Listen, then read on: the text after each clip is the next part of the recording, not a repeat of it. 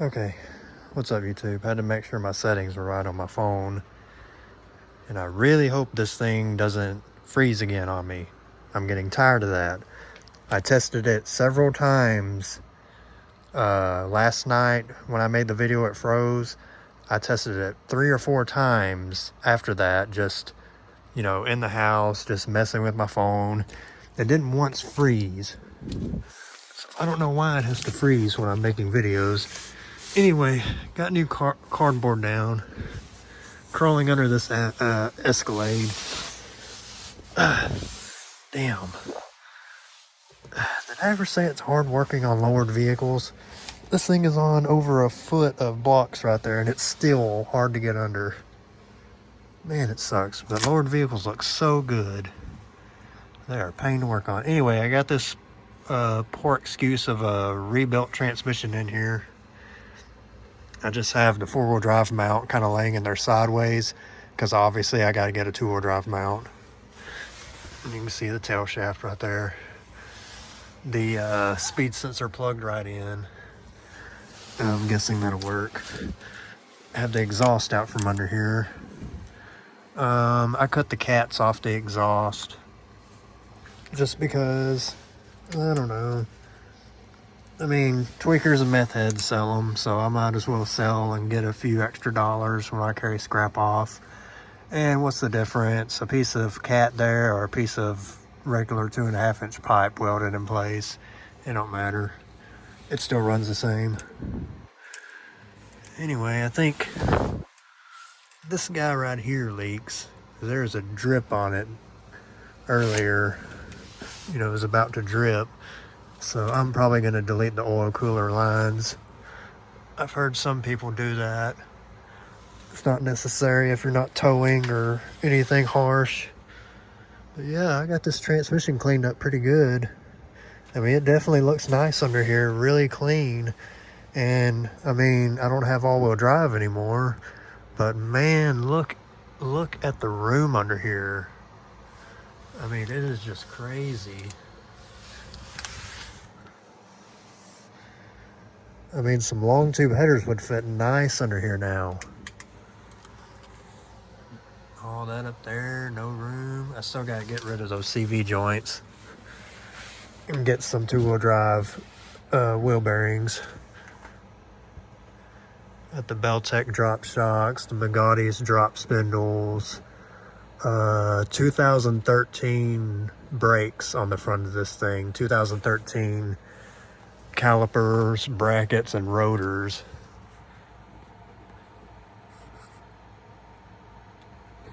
I mean, you can see how thick those rotors are, about a 1 inch in diameter bigger and way thicker than the factory rotors. But I wiped this engine down pretty good, got it all cleaned up, cleaned all the nasty, grimy oil out from under it. That's not to say I'm pretty sure this transmission is going to leak. I should have replaced the pump seals. I should have siliconed the pump bolts. But you know what? I don't know. We'll see what it does. It's definitely a lot easier to take this thing in and out now without a transfer case hanging out back and a drive shaft right here in the way. And the exhaust will be easier to get off now. I'm surprised all 6 of these exhaust bolts came out easy. This car was well taken care of, and it's got like this black coating under here. There was it's like a sticker or something. I forgot where it was. I seen it when I was working on this car. I forgot where it was, but it has a sticker somewhere on the body that's some type of corrosion resistance. The sticker said something like with corrosion resistance, anti-rust or something, and this whole underbody is like coated.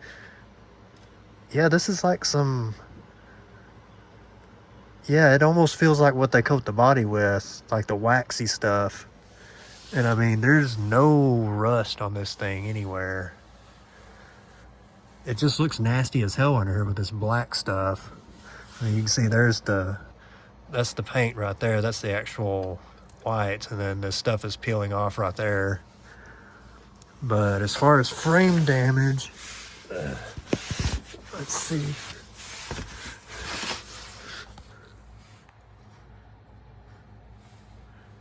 Right there is like a chain got a hold of this right here and jerked down, but the frame is not bent right here. It's just that. I mean, if I wanted to, if I was crazy enough, I could cut all this out and plate this, but I don't think that's necessary. I need to get the rear drop kit, the trailing arm lowering brackets and all that stuff. Need to get all that stuff eventually.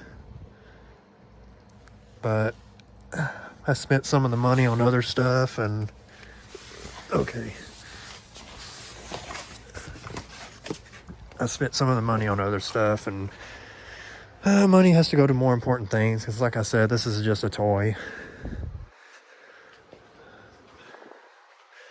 Anyway, that was just a little update. I did get the transmission in. Now I just need to find a Tahoe or Yukon two-wheel drive shaft. And let's see, a drive shaft. And then weld up the exhaust, and I think that's it. Man, there's just so much room under there now. Way easier. I mean, I would have loved to have kept the all-wheel drive system, but once I found out that viscous coupler was no good and there was a lot of wear in that case, I don't know. Just convert it to two-wheel drive. Way less moving parts, way less things to deal with. I'm curious to see, hold on. I'm curious to see if there's, I doubt there'll be any performance difference. It's not like it's going to be a whole second faster, but I don't know, maybe it'll feel a little bit more peppy. Yeah, I can definitely tell. I got the transmission in now, but I can definitely tell right there. The top of that fender used to sit on top of the tire, and it went up a lot. Because when I pulled it up here, got it on these bricks before I took anything out, the top of that fender was sitting on that tire. So I can come down a whole lot more now, or well, come back down to where it used to be.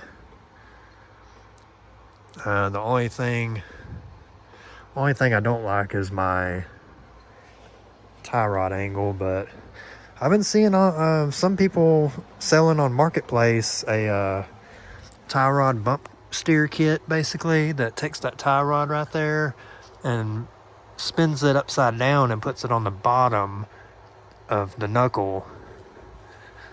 That's about what I need, but man, $200 for that, just for that end. I thought maybe I could just spin this one upside down and find some type of Christmas tree bit and, you know, drill that cone shape in the bottom of this knuckle here. But, you know, I don't want to do anything sketchy or destroy these $300 Bugatti's drop spindles. But yeah, brakes are starting to get rusty. That's how long it's been sitting here. Yeah, that stuff will wipe off. But yeah, that's the big rotors and the big brake calipers and all that. But it fit on here. It bolted on here, no problem. I think I was watching, what channel was I watching? I think it's LSX Matt, where he did the big brake, the new body style big brake conversion, and he talked about it. And I went out to my not so local pick and pull yard in Longview, and Andy, he had out there one 2013 single cab truck that still had the front calipers and rotors left on it. Nobody had gotten them, because he had a handful of Suburban and Tahoes, maybe 3 or 4 Suburban and Tahoes. The calipers and rotors were gone off of all those. But one truck, and I think it was